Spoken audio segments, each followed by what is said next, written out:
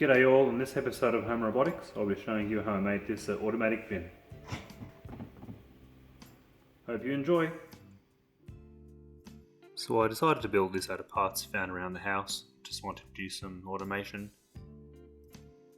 The bin itself has been modified, the addition of a servo, an Arduino Nano and a 5V power source. It uses an infrared proximity sensor. Once it detects motion beyond a certain amount, it'll activate the servo. The servo is not attached to the lid itself, it just pushes it up. That way there's no mechanical linkages in case anyone tries to force it, while at the same time you can still use the bin. Here's just some more footage on the actual lever action itself and a demonstration of how it works. Thank you very much for watching, and I'll see you next time.